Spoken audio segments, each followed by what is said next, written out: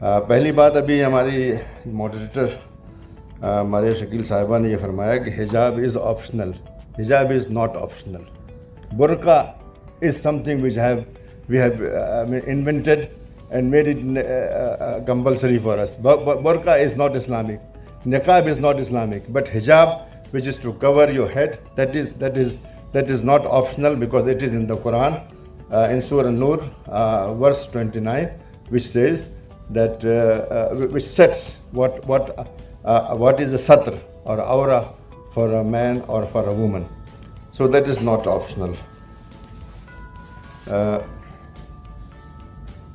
بہت سے مسائل ہیں جن کا کہ تعلق کمیونٹی کے باہر سے ہے، گورنمنٹ سے ہے، میڈیا سے ہے، جوڈیشری سے ہے، پولیس سے ہے، ایڈمنسٹریشن سے ہے. میں اس کے بارے میں بات نہیں کروں گا، وہ ایک الگ ایشو ہے، اس کے بارے میں بات کی جا سکتی ہے بہت آرام سے. لیکن اس وقت جو ہے مجھے جو بات ہمارے پرانے دوست ڈاکٹر ایم جے خان صاحب جنہوں نے مجھ سے کہا تھا بولنے کے لیے کہ کمیونٹی کے اندر جو کیا پرابلمز ہیں ان کے بارے میں ہم ذرا سا بات کریں کہ کیا مسائل ہیں اور کیا کس کے لیے ہم خود اس کے لیے ذمہ دار ہیں. یہ سب جو مسائل ہیں ان کے بارے میں الگ الگ بات کرتا رہتا ہوں. میں ایک چھوٹا سا ایک بکلیٹ بھی چھاپا ہوا ہے. ان سب ایشوز جو بولوں گا میں الگ الگ، لیکن اتنا کوہرنٹلی شاید میں نے کبھی کوشش نہیں کی پیش کرنے کی. سب سے پہلا یہ ایشو جو ہے اس پر ہم نظر ڈالیں وہ سیاسی صورتحال ہے. آج ہم اپنے آپ کو ایک کونے میں کھڑا ہوا پاتے ہیں. مختلف قسم کے چیلنجز ہمارے سامنے ہیں، لیکن نجات کا کوئی راستہ نظر نہیں آ رہا ہے. ہندوتوا نفرت یا نفرت کی جو پالیٹکس ہے اس نے ہم کو ایک حد تک الگ تھلگ کر دیا ہے، یا کم از کم اس کی کوشش ہو رہی ہے. لیکن کیا یہ سب اچانک ہو گیا؟ کیا ہم یا ہماری قیادت اس کے لیے ذمہ دار نہیں ہے؟ ہمارے مسائل 1857 سے شروع ہوتے ہیں، جب کہ سامراجیوں نے ہم کو غدر کا ذمہ دار ٹھہرایا اور دل کھول کر ہمیں قتل کیا، گھروں سے علاقوں سے نکال دیا، جائیدادیں چھین لی اور ہم کو حاشیے پر کھڑا کر دیا. 20-30 سال تک ہم کسی بھی رد عمل سے قاصر تھے. اس دوران ایک مرد مجاہد سید احمد خان کھڑا ہوا. اس نے اپنی حکمت عملی سے ایک طرف انگریزوں کا غصہ ٹھنڈا کیا اور دوسری طرف مسلمانوں کو وہ واحد راستہ دکھایا جو موجودہ دور میں ترقی کے لیے سب کو میسر ہے، یعنی جدید تعلیم کا راستہ. اس مرد مجاہد کو بڑی گالیاں دی گئیں، کافر گردانا گیا، جوتے چپل سے مارا گیا، لیکن اس نے ہار نہ مانی اور سن 1875 میں علی گڑھ میں ایک کالج کی بنیاد ڈالی. یہ کالج سن 1920 میں ایک یونیورسٹی میں بدل گیا اور دیکھتے دیکھتے اس طرح کے اور کالج اور بعد میں یونیورسٹیاں بھی بنیں جن کی بدولت مسلمان پھر اپنے پاؤں پر کھڑے ہونے لگے. لیکن سیاسی طور پر مسلمانوں نے دور رس حکمت عملی نہیں اپنائی، بلکہ جذباتی سیاست اور جذباتی سیاستدانوں کا شکار بنتے گئے. سن 1920 میں ہم نے تحریک ہجرت کے نام پر ایک احمق تحریک چلائی. دسیوں ہزار نوجوان اپنے گھر بار اور زمینیں اونے پونے دام بیچ کر قندھار چلو قندھار چلو، دریائے اٹک کے پار چلو کا نعرہ لگاتے ہوئے افغانستان ہجرت کر گئے. یہ ایک پوری طرح جذباتی اور احمقانہ فیصلہ تھا. نعرہ لگوانے والوں نے افغانستان کے سیاسی، سماجی اور معاشی حالات کا بغور مطالعہ نہیں کیا تھا کہ کیا یہ لوگ وہاں بس سکتے ہیں اور کیا یہ لوگ وہاں ہندوستان کی آزادی کے لیے وہاں سے کام کر سکتے ہیں. زندگی کے عملی مسائل اور افغانی حکام کی سرد مہری کی وجہ سے چند ہی مہینے میں یہ لوگ نامراد اور شکستہ حالت میں واپس آنے لگے. واپس آنے والوں میں ایک شخص کا نام تھا خان عبدالغفار خان، جنہوں نے باقی زندگی اس قسم کے جذباتی نعروں سے توبہ کی اور ہندوستان کی تحریک آزادی میں دل و جان سے شریک ہو گئے. تحریک ہجرت کی ناکامی سے ہماری جذباتی اور جوشیلی قیادت نے کوئی سبق نہیں لیا، بلکہ جلد ہی ان کو ہزاروں میل دور ترکی میں خلافت عثمانیہ کو بچانے کا خیال آ گیا۔ نتیجتاً اس قیادت نے پوری قوم کو تحریک خلافت کے نام پر کئی سال نچائے رکھا، یہاں تک کہ 1924 میں جب مصطفیٰ کمال نے ترکی میں خلافت کے خاتمے کا اعلان کر دیا تو ہندوستان میں بھی تحریک خلافت کا غبارہ پھوٹ گیا۔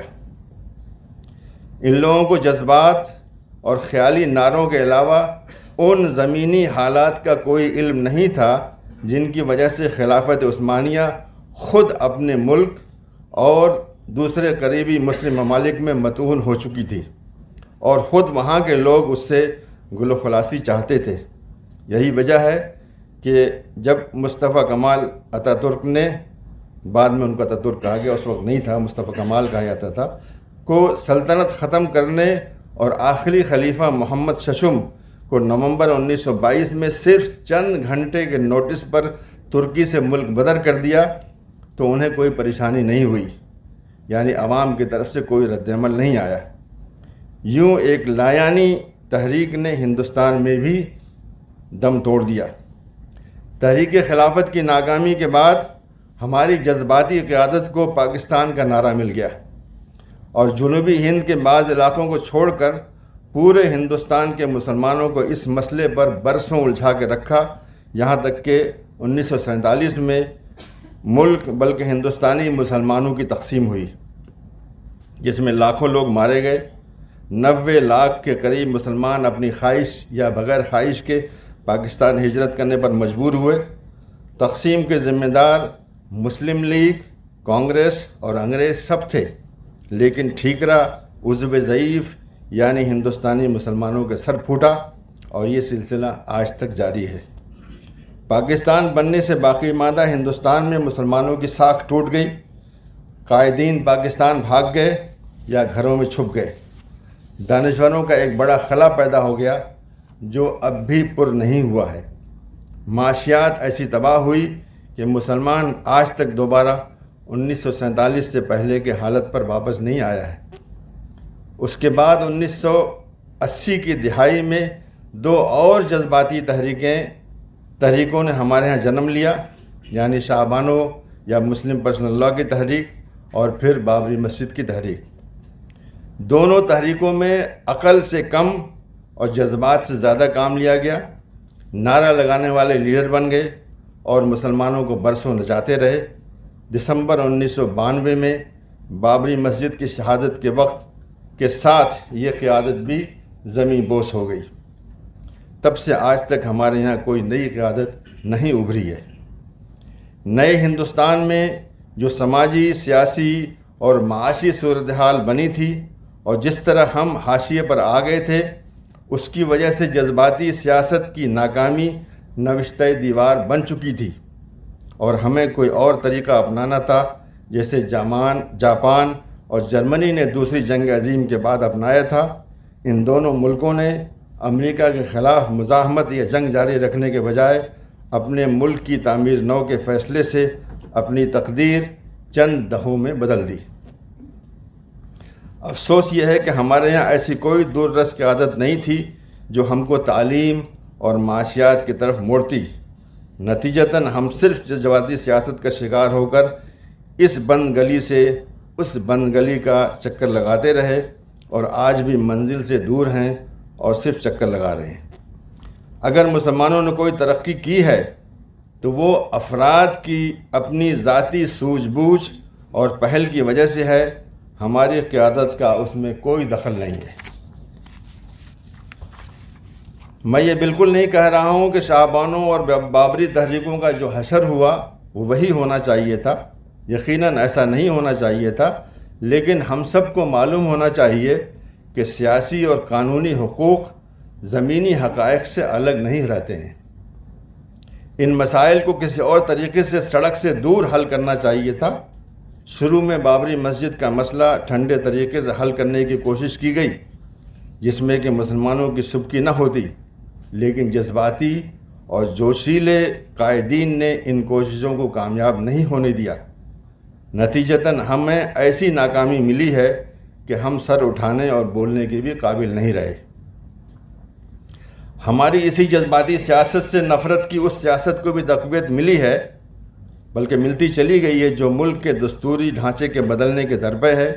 حالانکہ اب بھی ملک میں ایسے بہت سے انصاف پسند لوگ موجود ہیں جو قانون اور دستور کی حمایت میں کھڑے ہوئے ہیں، لیکن ان کی تعداد بھی روز بروز کم ہوتی جا رہی ہے۔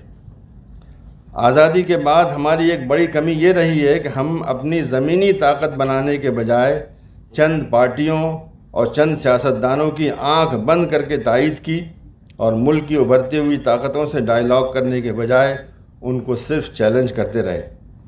ان نئی طاقتوں سے کوئی تال میل نہ بنانا بلکہ الٹا انہیں دشمن بنا لینا کسی طرح کی عقل مندی نہیں تھی۔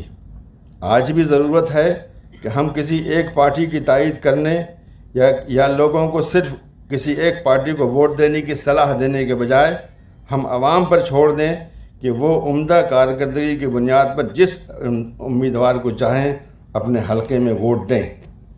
پچھلے سالوں میں ہم نے دیکھ لیا کہ کوئی سیاسی پارٹی ہمارے ساتھ نہیں ہے۔ ہم پر بڑے بڑے طوفان آئے لیکن کوئی بولنے تک کو تیار نہیں ہے۔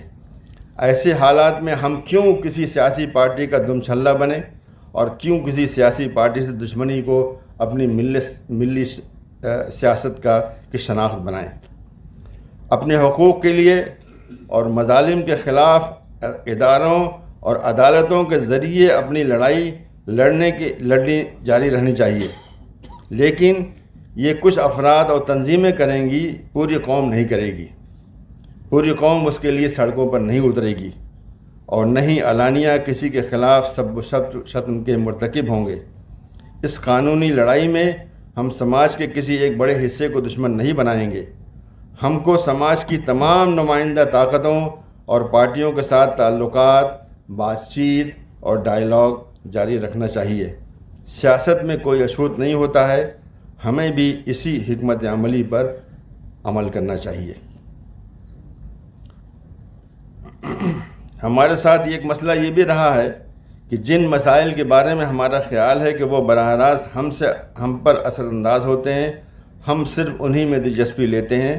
سماج میں جو دوسرے مسائل ہیں اور جو زیادتیاں ہو رہی ہیں، ہمیں ان سے سروکار نہیں ہوتا ہے۔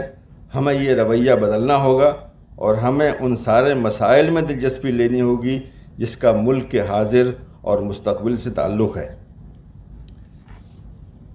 اب میں آتا ہوں معاشی مسئلے پر۔ بہت بڑا مسئلہ ہے۔ کوئی بھی قوم اگر معاشی طور سے ابتر ہے، پیچھے ہے، تو پھر وہ ترقی نہیں کر سکتی، نہ وہ اپنے حقوق لے سکتی ہے۔ ہندوستانی مسلمانوں کی اکثریت غریب ہے۔ ہماری تنظیموں نے آج تک مسلمانوں کی معاشی حالت بہتر کرنے کے لیے کوئی نقشہ یہ پروگرام نہیں بنایا۔ ہر مصیبت ان کو چندہ جمع کرنے کا موقع نظر آتی ہے۔ سود کے حرام ہونے کے نام پر ایک مسلمان دوسرے مسلمان کو قرضہ نہیں دیتا ہے۔ تنظیموں نے اس کے لیے کوئی نظم نہیں بنایا۔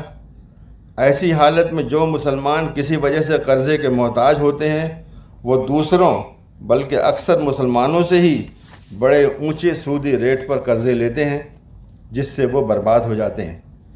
اسلامی معاشیات کا برسوں سے بڑا غلغلہ ہے، لیکن آج تک کوئی ایسا قابل عمل ماڈل نہیں بن سکا جس سے غریب لوگوں کی بروقت مدد ہو یا غریب لوگ جہاں اپنی کمائی اور پونجی کو جمع کر سکیں۔ ہندوستان کے باہر جو اسلامی بینک بنے ہیں وہ ناکام ہیں، بلکہ میرا ذاتی تجربہ بھی ہے کہ وہ عام بینکوں سے زیادہ خطرناک ہیں۔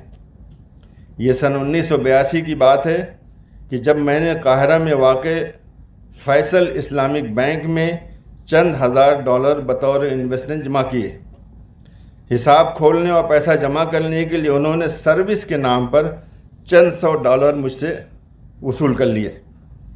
اس کے بعد میں ہندوستان آ گیا اور مجھ کو یہاں پیسوں کی ضرورت پڑی تو میں نے مذکورہ اکاؤنٹ بند کرنے کے لیے فیصل بینک کو خط لکھا۔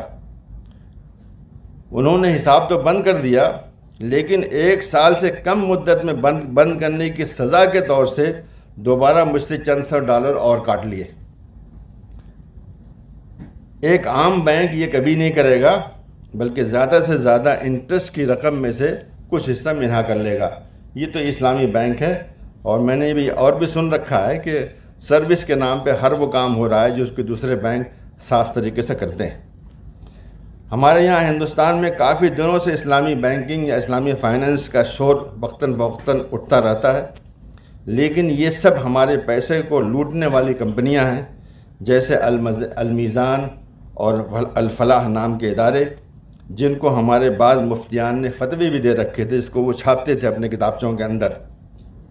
انہی کمپنیوں میں ہزاروں کروڑ کھونے کے باوجود ہم نے کوئی سبق نہیں سیکھا ہے۔ ابھی کچھ عرصہ پہلے ایک خاتون جن کا نام نوہیرہ شیخ ہے، انہوں نے بھی مسلمانوں کے ہزاروں کروڑ روپے اسلامی فائننس کے نام پر برباد کر دیے۔ اس کے علاوہ مختلف شہروں میں اسلامی فنڈ کے نام سے چھوٹی چھوٹی دکانیں قائم ہیں، جن سے مسلمانوں کی ضروریات پوری نہیں ہوتی ہیں۔ اس صورتحال کا نتیجہ یہ ہے کہ مسلمانوں کی معاشی ترقی نہیں ہوتی اور رہی صحیح پونجی بھی برباد ہو جاتی ہے، نیز کوئی معقول بزنس کرنے کے لیے ان کو کوئی قرض دینے والا بھی نہیں ہوتا۔ اسی کے ساتھ ہمارے ایسے لاکھوں لوگ موجود ہیں جو بینکوں سے ملنے والے انٹرسٹ کو وہیں چھوڑ دیتے ہیں۔ بعض اخباری رپورٹوں میں دعویٰ کیا گیا ہے کہ ہندوستانی مسلمان اس طرح سے ہر سال ہزاروں کروڑ روپے بینکوں میں چھوڑ دیتے ہیں یا بینکوں میں اپنے پیسے جمع ہی نہیں کرتے، جس کی وجہ سے ان کے پیسے کالا دھن شمار ہوتے ہیں۔ نومبر 2016 میں نوٹ بندی کی وجہ سے ایسے لوگوں کا بڑا نقصان ہوا اور جو اپنے پیسے گھروں میں رکھتے تھے۔ ہمارے ایک رشتہ دار ہر سال انٹرسٹ کی رقم بینک سے نکال کر اسے جلاتے تھے، حالانکہ ان کے اپنے شہر میں ہزاروں غریب اور فقیر مسلمان رہتے تھے اور اب بھی رہتے ہیں، جن کے لیے مجبوراً سور کا گوشت کھانا بھی حلال ہو جاتا ہے۔ اس سلسلے میں ایک قابل غور بات یہ ہے کہ بینکوں کا انٹرسٹ اور منافع وہ سود یا ربا نہیں ہے جس کو اسلام میں حرام قرار دیا گیا ہے۔ پہلی بات تو یہ ہے کہ کوئی بینک ہم سے قرضہ نہیں لیتا ہے، بلکہ ہم خود بینک جاتے ہیں، اپنی ضرورت اور اپنے پیسے کی حفاظت کے لیے وہاں اپنے پیسے جمع کراتے ہیں، پھر وہ ان پیسوں کو دوسرے ضرورت مندوں کو قرض پہ دے کر کے ان سے منافع لیتا ہے، جس کا کچھ حصہ آپ کو دیتا ہے، اور یہ حصہ متعین نہیں ہوتا ہے، بلکہ کم یا زیادہ ہو سکتا ہے اور کبھی نہیں بھی ہو سکتا ہے۔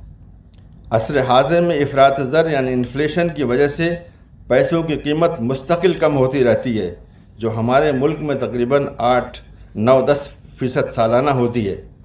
جب تک سونے اور چاندی کے سکے تھے تب تک اس وقت افراط زر کا کوئی وجود نہیں تھا، بلکہ صدیوں، یہ اسٹڈیز ہو چکی ہیں، صدیوں جو ہے سامانوں کی قیمت ایک ہی ہوتی تھی، کئی 100 سال تک جو ہے بدلتا نہیں تھا۔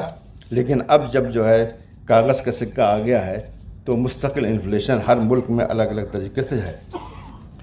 یہ رقم جو ہمیں بینک انٹرسٹ کے نام پر دیتا ہے وہ افراط زر کے آس پاس ہوتی ہے، گویا ہمارا پیسہ قیمت کے لحاظ سے تقریباً اتنا ہی رہتا ہے جتنا کہ 1 سال پہلے تھا۔ آج کا انٹرسٹ وہ نہیں ہے جو عرب دنیا میں ربا کے نام سے رائج تھا۔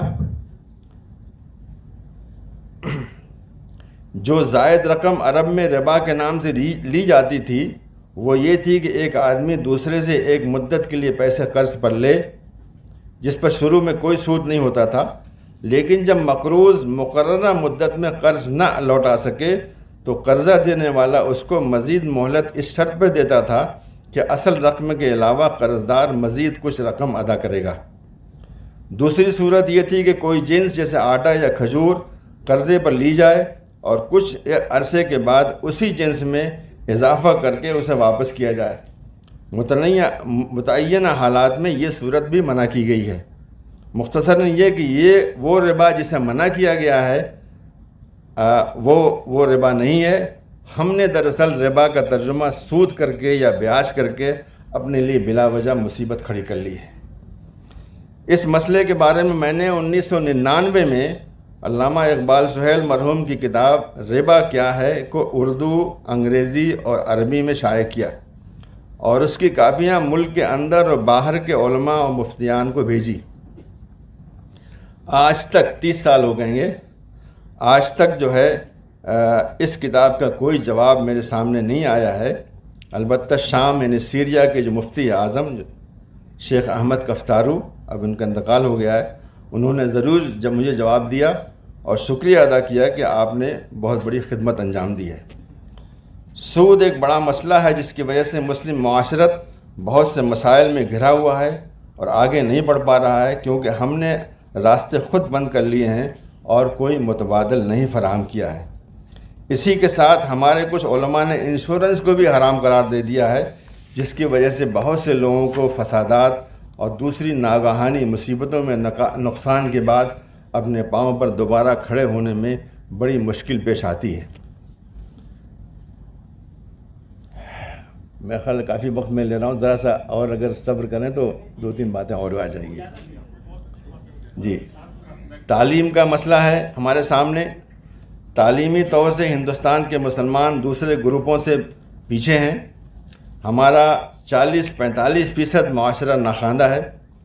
اسکول چھوڑنے یعنی ڈراپ آؤٹ والے بچوں کی نسبت ہمارے یہاں سب سے زیادہ ہے، جبکہ ہمارا دین روز اول سے علم حاصل کرنے کی ہمیں تلقین کر رہا ہے۔ علم میں یقیناً دینی علوم شامل ہیں، لیکن دوسرے دنیاوی علوم بھی اسی طرح اہم ہیں۔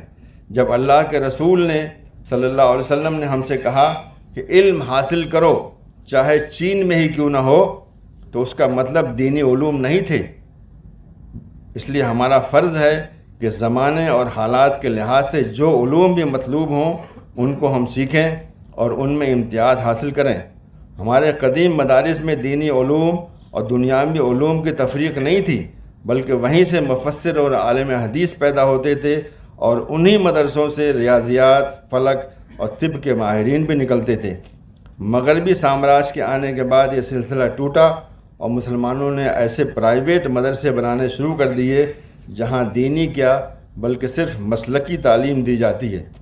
یہ سلسلہ اس بنیاد پر شروع کیا گیا کہ کہیں سرکاری مدارس کے ذریعے سامراجی حکمراں ہمارے دین میں دخل اندازی نہ کر دیں۔ وقت گزرنے کے ساتھ یہ پرائیویٹ مدرسے اور ان کا نظام تعلیم مقدس ہو گئے، اور ان میں کسی بھی تبدیلی کی بات کی جاتی ہے تو دین خطرے میں پڑ جاتا ہے۔ سچر کمیٹی کے مطابق ہندوستان میں تقریباً 33,000 مدرسے ہیں، لیکن میرا ذاتی خیال یہ ہے کہ پرائیویٹ مدرسوں کی تعداد کئی لاکھ ہے۔ یہ مدارس ابتدائی، متوسط، ثانوی، عالمیت اور فضیلت کے درجات تک کے ہیں۔ ان میں ہمارے تقریباً 10% بچے پڑھتے ہوں گے۔ 8، 10 اور 12 سال گزارنے کے بعد جب یہ طلبہ مدارس سے باہر نکلتے ہیں تو وہ اس دنیا کے لائق نہیں رہتے ہیں، بلکہ صحیح معنی میں ان کو دینی علوم اور عربی زبان پر بھی پوری دسترس نہیں ہوتی ہے۔ وہ جدید عربی لکھنے اور بولنے پر قادر نہیں ہوتے ہیں۔ مدارس کے نصاب کے اصلاح کی باتیں تقریباً 1 صدی سے چل رہی ہیں، لیکن عملاً کوئی اصلاح بہت کم اور بہت دیر میں آتی ہے۔ ضرورت یہ تھی کہ یہ مدارس دینی اور عصری دونوں تعلیم دیں اور ان سے نکلنے والا نوجوان ہائی اسکول اور سینئر سیکنڈری اسکول کے سرٹیفکیٹ لے کر باہر نکلے، لیکن یہ نوجوان جو سند آج لے کر نکلتا ہے اس کی دنیا میں کوئی قیمت نہیں ہے۔ وہ صرف امام، مؤذن یا کسی مدرسے میں تدریس کے لائق ہوتا ہے۔ اگر وہ زیادہ تیز و ترار ہوتا ہے تو ایک مدرسہ اور کھول لیتا ہے۔ چند 100 فارغین مدارس بعض ہندوستانی یونیورسٹیوں میں داخلے لے کر انسانیات کے کچھ کورس کر لیتے ہیں، یا ان میں سے 10-20 بعض عرب یونیورسٹیوں میں داخلے پا لیتے ہیں، لیکن ان فارغین مدارس کی اکثریت عظمیٰ حاشیے پر زندگی گزرنے پر مجبور ہوتی ہے، اور ہر سال اس میں لاکھوں کا اضافہ ہو رہا ہے۔ ہم نے کئی سال قبل جامعہ ازہر کے اسکولوں، جنہیں وہاں پر معاہد ازہریہ کہا جاتا ہے، کہ طرز پر ہندوستان میں مدارس کا نصاب بنانے کی تجویز رکھی تھی، لیکن کسی نے اس پر توجہ نہیں دی۔ جامعہ ازہر کے اسکولوں میں ایسی جدید و قدیم تعلیم ہوتی ہے کہ میٹرک کے بعد جسے ثانویہ کہتے ہیں، بچہ کسی بھی اسٹریم میں جا سکتا ہے۔ ہندوستان کا ایک مدرسہ خود کو ازہر ہند کہتا ہے، لیکن اصلی ازہر جو مصر میں ہے اور جس میں میں نے تعلیم حاصل کی ہے، یہاں کے مدارس سے بہت مختلف ہے۔ ایک تعلیمی ادارے کے طور سے جامعہ ازہر 1000 سال قبل ایک مسجد سے شروع ہوا تھا، لیکن زمانے کے ساتھ وہ خود کو بدلتا گیا اور آج وہ ایک بین الاقوامی معیار کی یونیورسٹی ہے جس کے شہر نما کیمپس میں ہر علم و فن کی تعلیم دی جاتی ہے اور اس کی اسناد دنیا کی ہر یونیورسٹی میں قبول کی جاتی ہیں، جبکہ ہمارے بعض مدارس کی سندیں سوائے چند ہندوستانی اور عرب جامعات کے کہیں منظور نہیں ہیں، اور وہ بھی صرف کچھ کورسز کے لیے۔ بعض ہندوستانی یونیورسٹیوں نے کچھ متعینہ مدارس کے اسناد کو صرف کچھ کورسز میں داخلے کے لیے منظور کیا ہے، لیکن لگ رہا ہے کہ نئی داخلہ پالیسی کے تحت یہ سہولت جلد ہی ختم ہو جائے گی، کیونکہ یونیورسٹیوں میں داخلے کے لیے اب کامن یونیورسٹی انٹرنس ٹیسٹ لازم ہونے جا رہا ہے، جس کے لیے سینئر سیکنڈری اسکول کا سرٹیفکیٹ لازمی ہوگا۔ اس سال 42 یونیورسٹیوں میں یہ ٹیسٹ لازم کیا جا رہا ہے اور دھیرے دھیرے تمام یونیورسٹیوں میں اسے لازم کر دیا جائے گا۔ مدارس کے فارغین اس ٹیسٹ میں شریک ہی نہیں ہو پائیں گے کیونکہ ان کی اسناد منظور شدہ نہیں ہیں اور وہ درخواست ہی نہیں دے پائیں گے۔ اس خطرناک صورتحال کی ارباب مدارس کو شاید خبر ہی نہیں، بلکہ ممکن ہے ان کو اس سے خوشی ہو کہ اب ان کے طلبہ یونیورسٹیوں میں نہیں جا پائیں گے اور خراب نہیں ہوں گے ان کے نظر میں۔ تقریباً 10-12 سال قبل یو پی اے سرکار نے مدرسہ مرکزی بورڈ بنانے کی تجویز رکھی تھی، لیکن بعض مدارس کی مخالفت کی وجہ سے حکومت پیچھے ہٹ گئی اور اب کوئی اس کی بات نہیں کرتا ہے۔ میرے خیال میں اب بھی ضرورت ہے کہ حکومت اس طرح کا مرکزی بورڈ بنائے، بلکہ اس کا فرض ہے، تاکہ مدارس کے اسناد کو سرکاری حیثیت مل سکے۔ جس مدرسے کو اس نظام میں شمولیت سے پریشانی ہو وہ اس سے دور رہے، لیکن باقی مدارس کو اس سے محروم نہ کریں۔ اسی کے ساتھ میں یہ بھی کہنا چاہتا ہوں کہ ہمارے جو عصری اسکول مسلمانوں کے ہیں ان کی حالت بھی بالعموم اچھی نہیں ہے۔ ہمارے اسلاف نے تقریباً ہر شہر اور ہر قصبے میں اسلامیہ اسکول یا اسی طرح کے کسی نام سے اسکول قائم کیے تھے۔ کہنے کو تو یہ اسکول آج بھی موجود ہیں، لیکن مقامی لوگ وہاں اتنی سیاست بازی کرتے ہیں کہ نہ ایسے اسکولوں کا نظام ٹھیک ہے، نہ ان میں اچھی تعلیم دی جاتی ہے، جس کی وجہ سے مسلمان بچوں کو اچھی تعلیم نہیں ملتی ہے یا وہ دوسرے اسکولوں میں جانے پر مجبور ہوتے ہیں۔ نتیجتاً ہمارے بچوں کو زیادہ فیس دینے کے ساتھ ساتھ طعنے بھی سننے کو پڑتے ہیں اور کرناٹک میں حجاب جیسے مسائل سے بھی جوجھنا پڑتا ہے۔ میں کہ باہر تو نکل تو نہیں رہا ہوں، معاف کیجیے گا۔ Thank you very much. Urdu کے نام پر ہم بہت روتے ہیں، لیکن ہم اپنے بچوں کو اردو نہیں پڑھاتے ہیں۔ اگر ہماری نئی نسل اردو نہیں پڑھے گی تو اردو کیسے باقی رہے گی؟ اسرائیل میں یہودیوں نے عبرانی یعنی ہبرو زبان کو جو 2000 سال سے مردہ تھی زندہ کر دیا، اور وہ آج ایک بہت ترقی یافتہ زبان ہے، اور ہم ہیں کہ ایک زندہ زبان کی بھی حفاظت نہیں کر پا رہے ہیں۔ اپنے بچوں کو اردو پڑھائے بغیر، اس کو استعمال کیے بغیر، اردو اخبارات اور رسائل خریدے بغیر یہ زبان کس طرح باقی رہے گی؟ جو کام ہم خود کر سکتے ہیں وہ نہیں کرتے ہیں، بس دوسروں کو کوستے ہیں کہ انہوں نے اردو کو ختم کر دیا۔ اگر ہم اردو سے کٹ گئے تو وہ عظیم ملی سرمایہ جو لاکھوں کتابوں میں محفوظ ہے، ہم اس سے محروم ہو جائیں گے، اور یہ ناممکن ہے کہ ہم اس سرمایہ کو کسی اور زبان میں منتقل کر پائیں گے۔ ہمیں اپنی شناخت کے لیے اردو کی حفاظت کرنی ہے۔ تنظیمیں کہنے کے تو ہمارے یہاں مقامی سے لے کر کے آل انڈیا مسلم تنظیمیں ہیں، لیکن ان میں آپس میں کوئی تال میل نہیں ہے، کوئی تعاون نہیں ہے۔ مختلف پروگرام ہر تنظیم کر رہی ہے، بار بار درخواست کرنے پر بھی وہ نہیں بتاتے ہیں کہ وہ کس کس کی مدد کر رہے ہیں۔ نتیجہ یہ ہوتا ہے کہ بعض شاطر لوگ مختلف اداروں سے مدد حاصل کرتے ہیں اور حقدار لوگ محروم رہ جاتے ہیں۔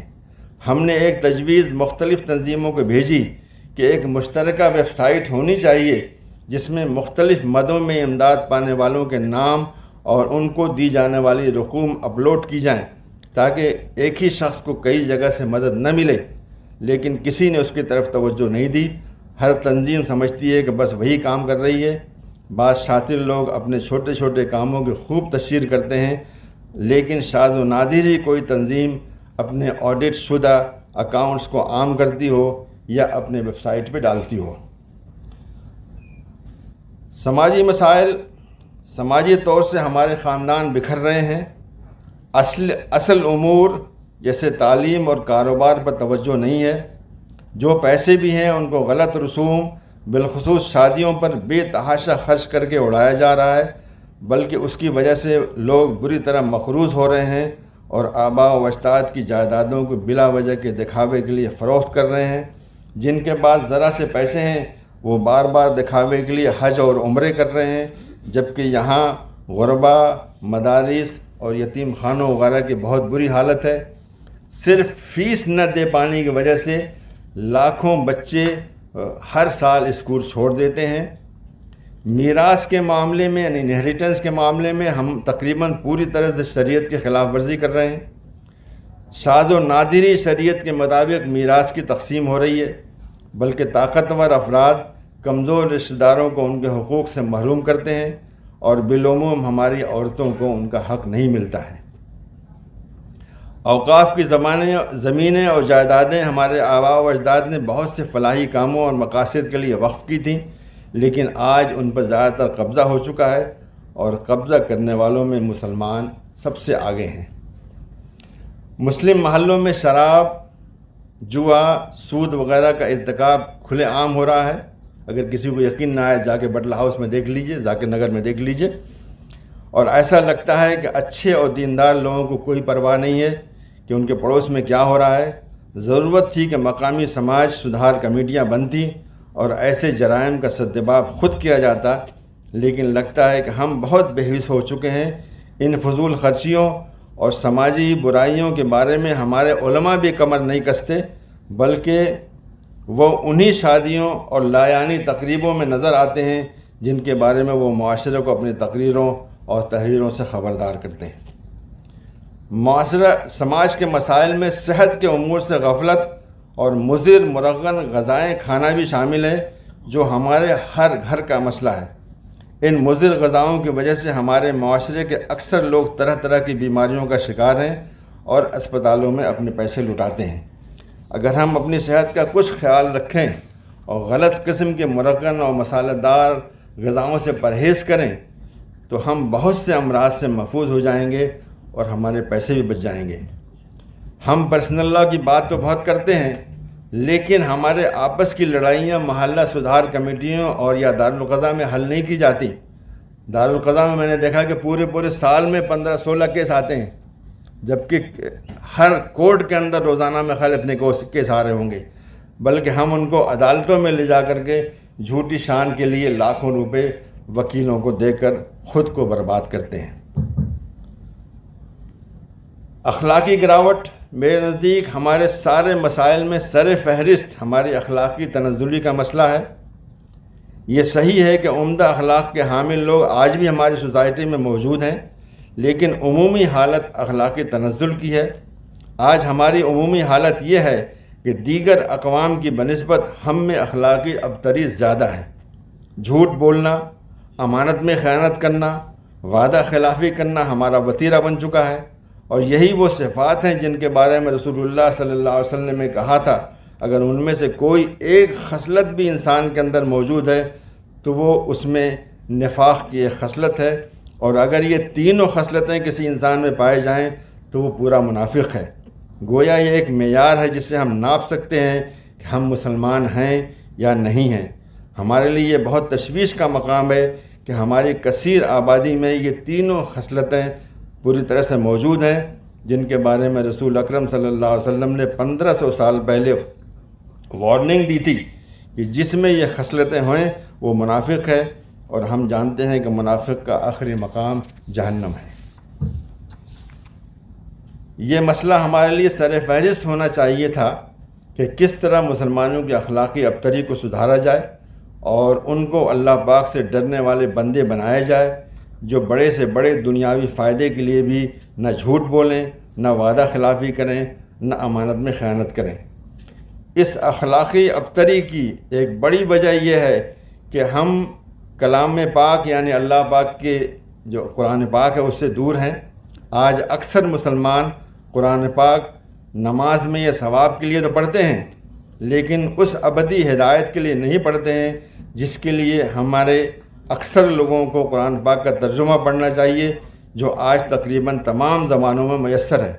قرآن پاک کے ذریعے اللہ پاک ہم سے ذاتی طور پر مخاطب ہیں، لیکن افسوس ہے کہ ہم اللہ کا پیغام اللہ کی کتاب سے نہیں بلکہ کچھ مولویوں سے حاصل کرتے ہیں، جو کلام اللہ کے بجائے دین کو بعض فقہی کتابوں سے حاصل کرتے ہیں، بلکہ ان میں سے بعض کی جرأت تو اتنی زیادہ ہے کہ وہ عوام کو قرآن پاک کا ترجمہ پڑھنے سے ہی منع کرتے ہیں، کیونکہ ان کے خیال میں عوام اس سے گمراہ ہو جائیں گے۔ اس کا نتیجہ یہ ہے کہ ایک زندہ کلام کو چھوڑ کر کے ہم کچھ مولویوں کی خود ساختہ آراء کو سنتے ہیں اور ان سارے تعصبات کا شکار ہو جاتے ہیں جو ان کے مسلکی مدرسوں میں ان کو سکھایا گیا تھا۔ اگر ہم کو اپنی اور اپنی آنے والی نسلوں کے بارے میں کچھ فکر ہے، اور اگر ہم قوم و ملک کی بھلائی چاہتے ہیں، تو ہمیں ان باتوں پر سنجیدگی سے غور کرنا ہوگا اور اپنی اصلاح کا ایک سنجیدہ پروگرام بنانا ہوگا۔ بہت بہت شکریہ۔